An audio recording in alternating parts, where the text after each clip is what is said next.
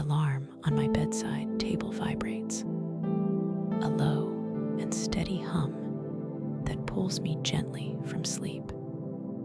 It is 4 in the morning. The room is cool and dark, filled with the stillness that only exists before dawn. I do not hit snooze. My feet find the floorboards, and I stand up, stretching my arms toward the ceiling, feeling the long, slow expansion of my lungs. My morning routine is a sequence of precise movements, ingrained through years of discipline. I walk to the kitchen, the tile cool against my bare feet.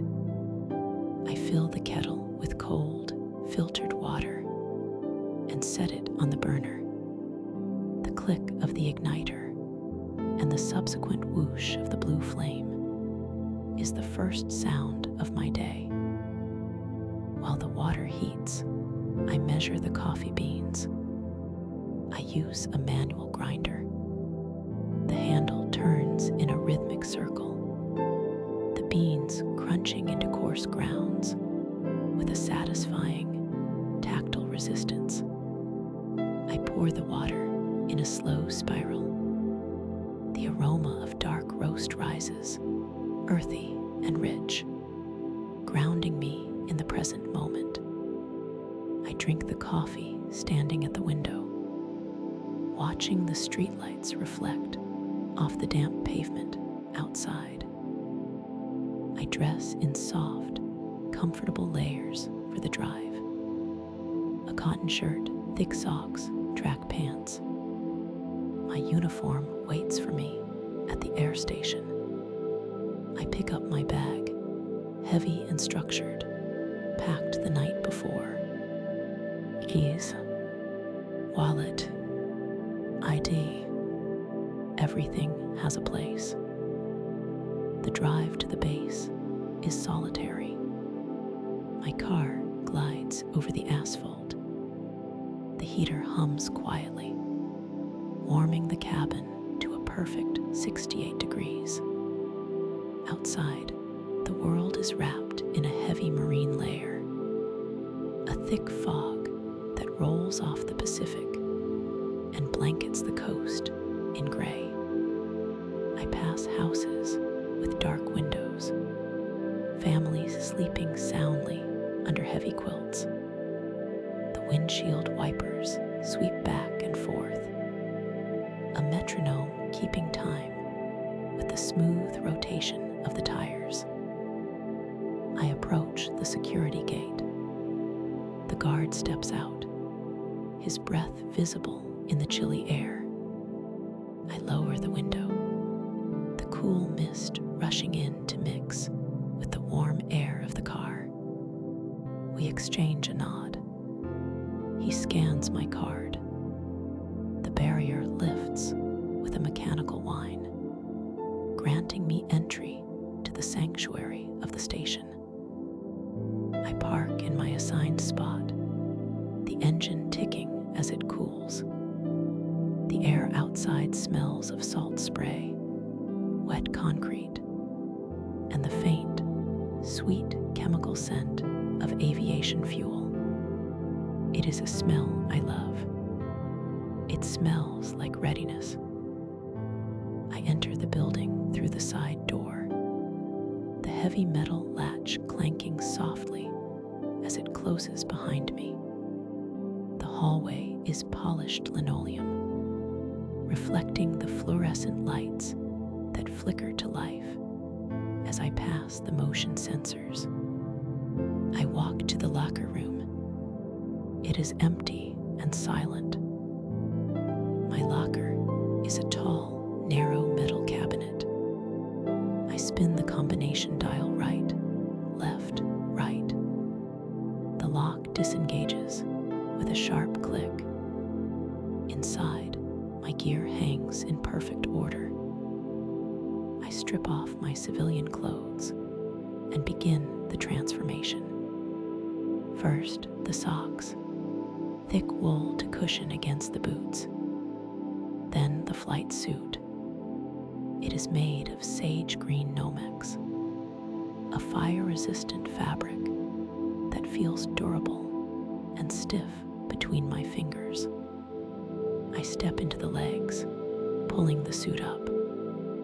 I zip the front zipper, the sound running up my chest like a closing seal. I adjust the Velcro tabs at the waist and cuffs, tightening the fabric so there is no drag, no loose ends. I sit on the wooden bench to lace my boots. I pull the laces tight, row by row, ensuring equal tension across the bridge of my foot.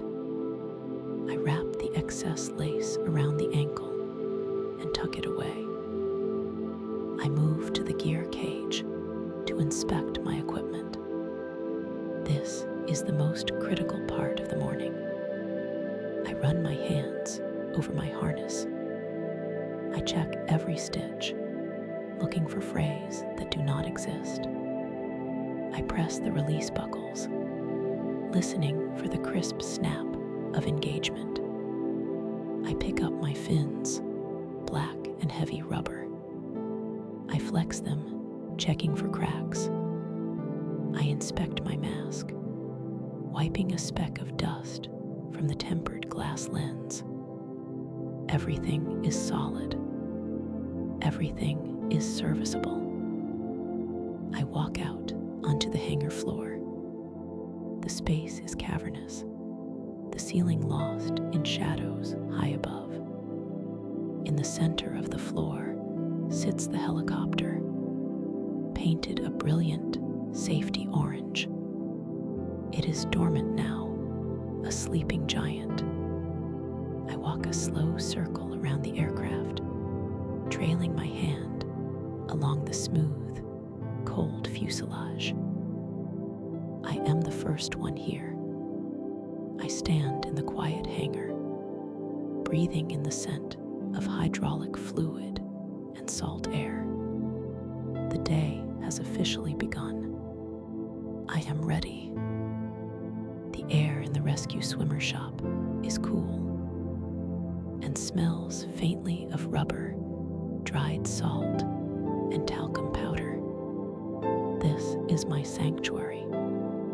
Before I can be effective in the water, I must be effective in this room. My locker is open, revealing the bright orange and black equipment that defines my profession. I step forward to begin the morning inspection. This is a ritual of texture and sound, a sequence I have performed hundreds of times, yet it never loses its significance. I reach for my dry suit. The fabric is a heavy, durable trilaminate, stiff to the touch, but yielding under pressure. I run my hand down the left sleeve, feeling for any abrasions or nicks in the material. My fingers move slowly, acting as sensors, detecting even the slightest imperfection that eyes might miss. The material makes a low, swishing sound as I manipulate it. I check the latex wrist seal. I stretch the dark rubber gently between my thumbs and forefingers.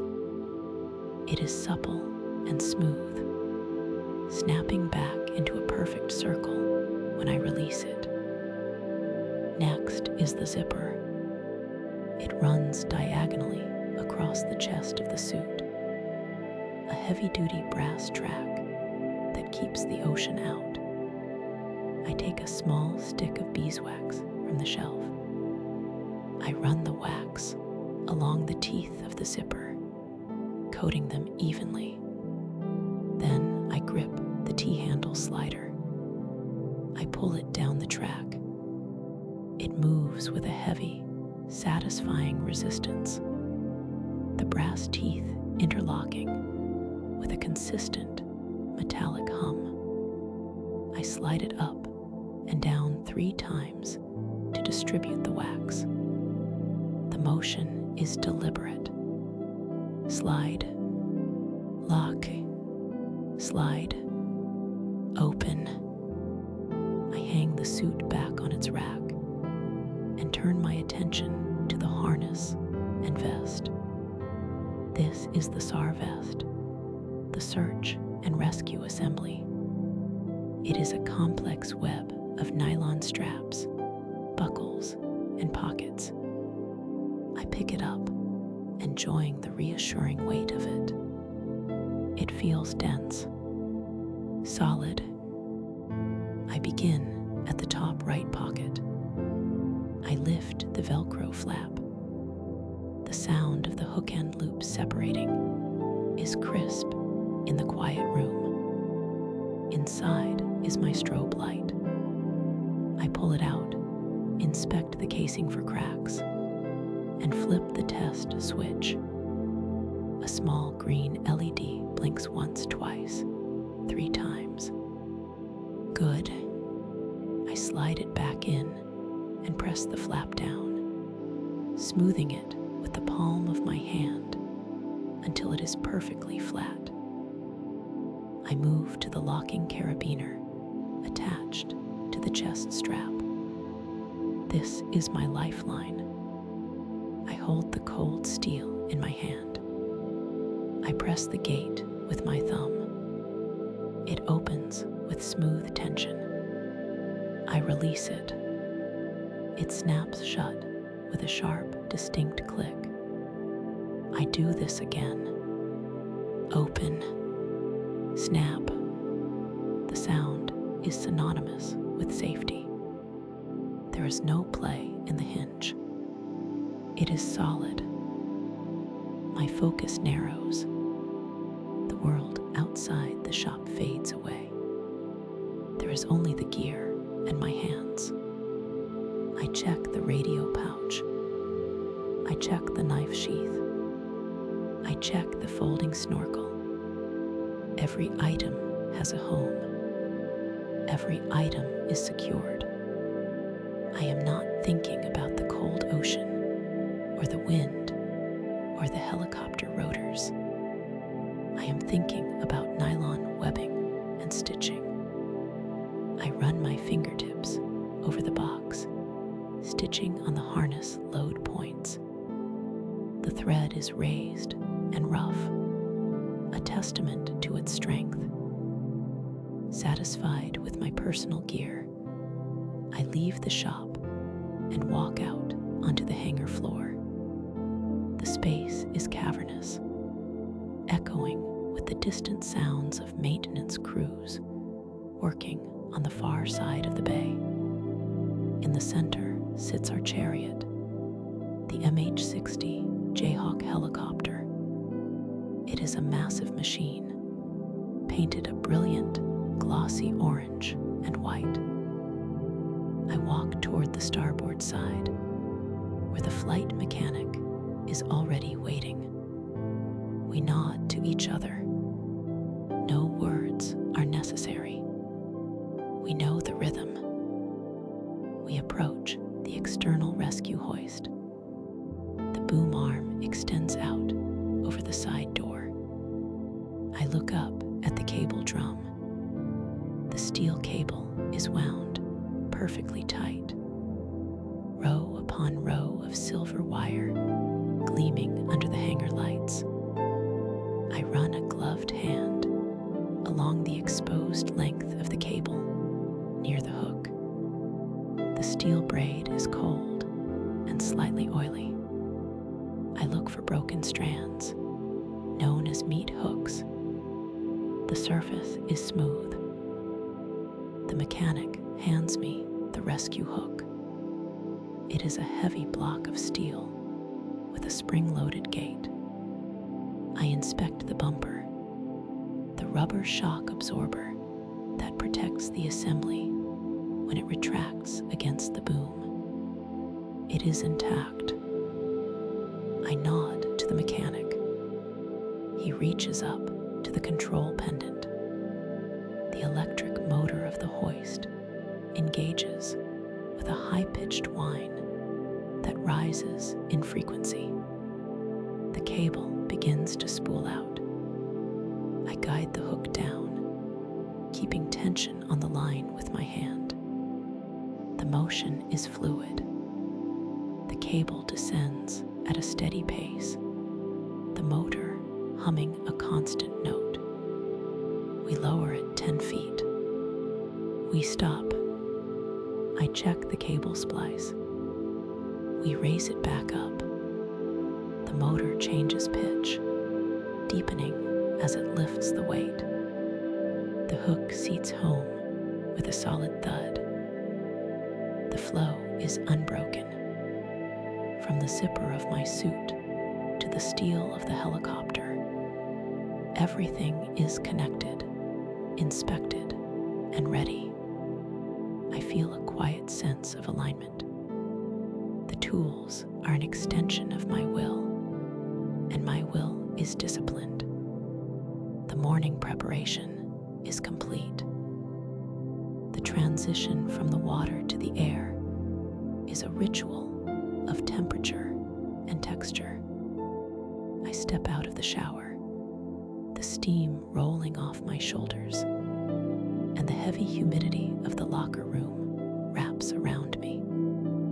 I dry off systematically, one arm then the other.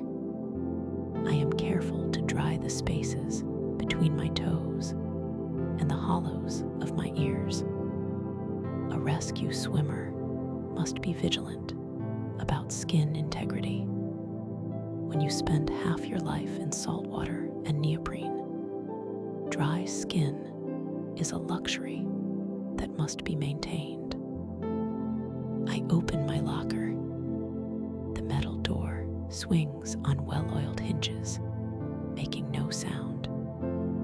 Inside, my flight suit hangs perfectly straight. I step into the Nomex fabric. It is olive drab, fire-resistant, and feels crisp against my skin. I pull the zipper up from my waist to my sternum. The sound is a singular, satisfying zip that signifies the shift from training mode to readiness. I lace my boots. Left foot, right foot. I pull the laces tight, ensuring equal tension across the bridge of my foot, and tie them off with a double knot. I leave the locker room and head toward the galley. The hallway is quiet, the linoleum floors gleaming under the fluorescent lights. The base is in a lull. The morning sorties have returned, and the afternoon patrols have not yet briefed.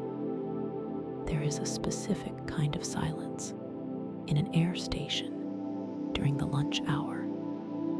It is not empty silence. It is the low hum of a machine idling, waiting for the throttle to push forward. I enter the galley. The smell is comforting: roasted chicken, steamed vegetables, and the dark, roasted aroma of fresh coffee. I take a tray. The plastic is textured under my thumbs. I move down the line, selecting fuel. A grilled chicken breast, a scoop of brown rice, steamed broccoli. I pour a glass of water, watching the liquid rise to the brim without spilling. I find a seat near the window. From here, I can see the tarmac and the bay beyond. The water is a sheet of hammered steel today, gray and calm under the overcast sky. I eat slowly. I chew thoroughly. I do not rush. When the alarm sounds, I will need energy, not indigestion. I cut the chicken into precise squares. I lift the fork. The metal clinks softly against the ceramic plate. I drink the water. It is cool and clean. Outside, a mechanic is towing a Jayhawk helicopter across the ramp. I watch the slow rotation of the wheels. The massive orange and white airframe looks peaceful when it is grounded. The rotors are tied down, drooping slightly under their own weight. It is a marvel of engineering, resting just like I am. After the meal, I clear my tray and head to the hangar deck for my afternoon gear maintenance. This is the part of the day I enjoy the most. It is solitary and tactile. I walk to my cage, a wire mesh enclosure where my personal rescue equipment lives. I pull my helmet off the shelf. It is white with reflective tape strips that catch the overhead lights. I sit on a bench and place the helmet in my lap. I take a microfiber cloth and a small bottle of cleaning solution. I spray a fine mist onto the visor. I wipe it in small, concentric circles, removing fingerprints and dust. The plastic becomes invisible, perfectly clear. I check the microphone boom. I adjust the tension on the screws. I snap the chin strap closed and open it again. Snap, release, snap, release. The mechanism is sound. Next, I inspect my fins. They are heavy black rubber, stiff and powerful. I run my hands along the edges, feeling for any nicks or tears in the material. A split fin in a high sea state causes drag, and drag causes fatigue. I find a small abrasion near the toe of the left fin. I take a piece of fine grit sandpaper from my kit. I work the rubber, smoothing out the rough edge until my thumb glides over it without catching. The sound of the sanding is a soft, rhythmic scratching, like dry leaves skittering on pavement. I move to my harness. This is the most critical piece of equipment. It is what connects me to the hoist hook, and the hoist hook is what connects me to the helicopter. I inspect the stitching. I look at every single thread. They are all intact. I check the heavy metal D-rings. They are cold and solid. I verify the locking carabiner. I twist the gate, push it open, and let it snap back. The spring is strong. It clicks shut with a reassuring metallic tap. I organize the rest of the cage. I align my strobe light, my knife, and my radio. I coil the excess webbing of my belt. Everything has a place. Everything is in its place. I stand back and look at the gear. It is a collection of rubber, plastic, metal, and fabric. But arranged this way, it looks like a system. It is ready. I am ready. I lean against the workbench, crossing my arms. The hangar is vast and smells of aviation fuel and hydraulic fluid, the perfume of the Coast Guard. I take a deep breath, filling my lungs, and let it out slowly. The afternoon stretches out before me, quiet and orderly, a steady rhythm of waiting and preparing. The fluorescent lights of the hangar bay hum with a low, vibration, signaling the end of the shift. My final task is the most delicate, requiring a slow and steady hand. I am inspecting the gaskets on my dry suit. I run the pad of my thumb along the neck seal, feeling for any abrasions or micro tears in the latex. The material is smooth, cool to the touch, and perfectly elastic. It is flawless. I pick up the beeswax stick to lubricate the heavy-duty zipper that runs across the chest of the suit. I apply the wax in a single, fluid motion, coating the teeth to ensure the seal remains watertight and the action remains smooth. I slide the zipper pull back and forth 3 times. The sound is a satisfying, heavy zip, tight and secure. There is no friction, only the resistance of a perfect seal. With the suit inspected, I move to the stowage process. I take the heavy hanger, designed to hold the weight of the thick neoprene, and slide it into the shoulders. I suspend the suit on the drying rack, ensuring the arms hang freely and the fabric does not crease. Beside it, I place my fins. I align them perfectly, the heavy black rubber drying to a matte finish. I check the heel straps one last time, pulling them taut to ensure the buckles hold firm. They snap back into place with a dull thud. I pick up my logbook. I uncap my pen and record the maintenance performed. Date, time, equipment ID, action taken. My handwriting is precise, staying perfectly within the lines of the grid. I sign my initials at the bottom of the column. The ink is black and permanent. I close the book, the cover making a soft clap as it meets the desk. The administrative day is done. I walk to the locker room. The air here is warmer, smelling faintly of soap and clean towels. I open my metal locker. The hinges are oiled and silent.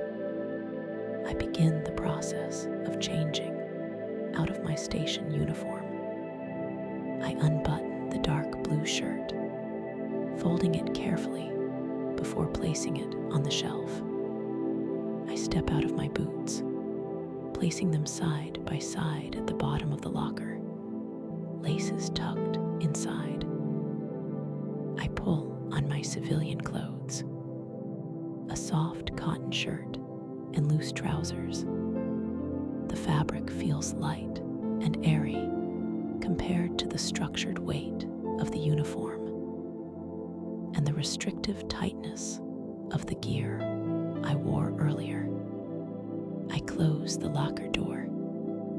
It latches with a solid metallic clunk, a definitive sound that marks the boundary between on-duty and off-duty. Walking out of the station, the evening air greets me.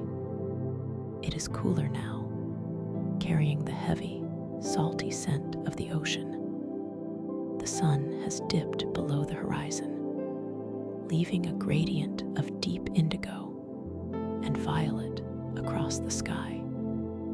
I walk to my truck, my boots crunching softly on the gravel of the parking lot. Inside the cab, the world is quiet. I turn the key, and the engine catches with a familiar rumble. I pull out of the lot, merging onto the coastal road. The drive home is an unwinding. The rhythmic thrum of the tires on the asphalt acts as a hypnotic metronome. I keep the radio off. I prefer the sound of the wind rushing past the windows and the steady mechanical purr of the engine. My hands rest lightly on the steering wheel at 10 and 2. The streetlights pass overhead in a rhythmic cadence. 1, 2, 3. Each flash of light is a mesmerizing pulse that slows my breathing. I arrive home and park the truck. The engine ticks as it cools in the driveway. Inside, the house is still. I lock the door behind me, the deadbolt sliding home with a reassuring click. I move through the routine of the evening with the same efficiency I apply to my work, but slower now. I pour a glass of water, the liquid clear and cold. I drink it standing at the kitchen counter, feeling the hydration settle in. I move to the bedroom. The room is dark and cool. I pull back the covers of the bed. The sheets are crisp and clean. I lie down, and the mattress rises to meet the weight of my body. My muscles, tired from the day of swimming and lifting and maintaining, finally release their tension. I feel my shoulders drop away from my ears. I feel my legs grow heavy and warm. I close my eyes. In the darkness, I can still feel the phantom sensation of the water, the rhythmic rocking of the waves. It is not chaotic. It is a gentle, lulling motion. My mind replays the satisfaction of the day.